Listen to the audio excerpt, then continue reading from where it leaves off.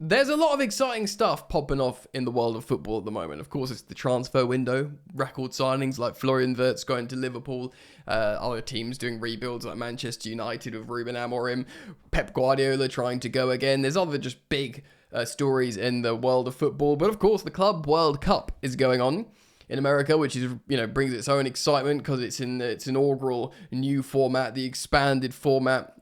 We get to see proper tournament football. Of course, there's loads of money involved, so everyone's taking it very, very seriously. And we've seen some other exciting elements of it, like the ref cam, which I think is wicked. I wish they'd bring stuff like that to the Premier League. Even like the La Liga touchline Super HD cameras, whatever they've got over there. Why we don't have that at the Premier League, I don't know, because it's wicked. Yeah, the ref cam, and also, of course, the new rule change, which we're seeing for the first time when a goalkeeper holds on to the ball for too long. They don't just get booked after they're, taking the mickey for time wasting. After a few seconds, they get the opposition team get a corner granted, which I actually quite like. I know a lot of people don't want the rules messed with football, but I quite like that. I do think it makes sense. Like the back pass rule makes sense, and indeed, a long, long time ago, the offside rule, etc. So I think this actually is a good thing because you see so much time wasting with goalkeepers. But I do want to speak about the Club World Cup. There's been loads of exciting stories. I did a video yesterday on the success of the Brazilian teams. Lionel Messi, of course, scoring an amazing free kick to see Inter Milan win, which, by the way, I do think is a really sort of pertinent point because they are in America, and it does look like LA Galaxy are out and Seattle Sounders are out, so there will be no, other than Inter Miami, there will be no representation from the Major League Soccer. It's actually not is it? Because people say the MLS, but it's just MLS, Major League Soccer, not the Major League Soccer. The American League.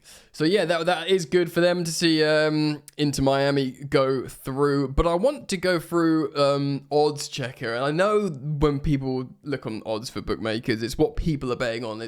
I was rightly called up on it ages ago that it's not to do. I thought for a while it might have been to do with the people at the bookmakers statistically saying what's more likely, but it skewed, of course, massively in terms of what people are betting on.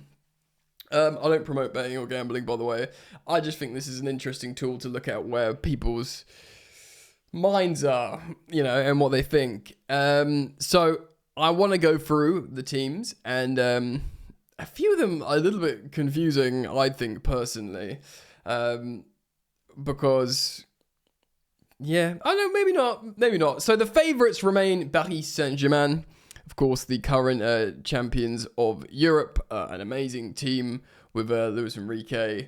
They haven't even played with Ousmane Dembele yet, who's, for my money, he should win the Ballon d'Or in terms of how important he's been to the PSG attack since being moved into the false nine role. The way he leads by example, works really hard, presses really hard, interprets space incredibly well, and then, of course, the goals and assists on top. It's been amazing. So that's my opinion. So that they are favourites at 3-1, which is pretty considerate, and especially considering they lost to Botafogo as well. They still remain quite heavy favourites. Well, maybe not heavy favourites, but certainly favourites, clear favourites here across all the markets, with Man City coming in at second. 9-2. I guess this kind of makes sense. Guardiola didn't win a trophy at the end of the season that's just finished. He's reinforced heavily in January, and of course now again in the summer. They've spent a lot of money. They've got a lot of players registered for this competition. They want to win this competition. In a world of PSR restrictions, of course, in the Premier League, they just want the money basically, so they can spend more money. So Man City are second, and then coming in third favourites, interestingly, is Vincent Kompany's Bayern Munich, getting a 2-1 win last game out. Harry Kane very pleased about that, winning superior player of the match, sweating his gonads off. It's just so hot out there, man. I was looking at it like 39 degrees Celsius Juventus will be playing in, and Chelsea will be playing in something similar. I don't want to step outside in 39 degrees. let alone run around in a highly intense football match requires pressing. Like, I just saw Nizar Kinsella of BBC share an article saying there's like a red warning, like don't do any strenuous activity because it's going to be ridiculously hot. I think playing high-level football is pretty strenuous. So, very, very interesting. Yeah, just wanted to get that in because this is one notable thing. I mean, they'll be hosting the World Cup as well. Generally, international football, like, compared to club football, international football is a little bit less high octane, slower pace. Club football seems to be always a little bit more intense, and of course you know your club teammates really, really well, and you can run and press more intelligently and more efficiently. But yeah, we're going to have the same thing in the actual World Cup in America, so I don't know if they can do some sort of cooling controlled things with, like, I don't really know, because I know in Atlanta they had it's essentially a climate controlled stadium, but it's going to be crazy hot. So Bayern Munich, yeah, Vincent Kompany won the league after they lost it this previous season. Musiala, Harry Kane, they've lost Leroy Sané, but they're an amazing team. Yeah, they could win it. Harry Kane has won the trophy now. He's won the Bundesliga. He's broken the Harry Kane curse. So I guess Bayern could do it. Like, why not? They've just got immense amount of quality. Interestingly, and they'll be frustrated to be the fourth favourite, but it's Real Madrid. Real Madrid have been off it, of course. They had a very frustrating season last campaign. That saw, Carlo Ancelotti leave. He's obviously gone to coach the Brazilian national team. And they brought in Xabi Alonso, who's still a little bit of an unknown quantity. They've got new signings like Dean Howson and, of course, the likes of Trent at right back, who's going to be massively... I've seen on social media the Liverpool fans are scrutinising his every move, trying to highlight to the Real Madrid fans his flaws.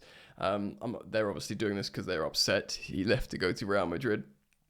And they're 11-2, so they are. Well, they're still one of the favourites, but they're relative outsiders here. Well, to be honest, they're very close to the odds of Bayern Munich. Real Madrid, there's a certain arrogance to Real Madrid.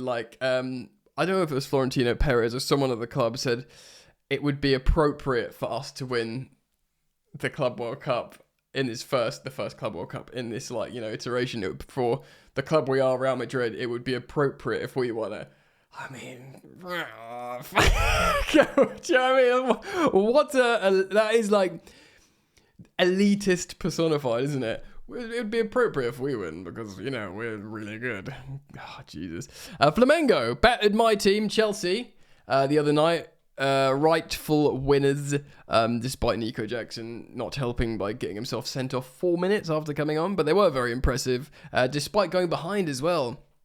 So they are the fifth favourites to win this competition, obviously bringing in an amazing support with them. And to be honest, one thing I do want to speak about as well is Felipe Luis. I was listening to a podcast today, and he's like, correct me if I'm wrong, because I was wrong in the last video and I got a lot of corrections in the comments, but he's lost as many games with Flamengo that he's won as many trophies as he's lost games, which is incredible if true.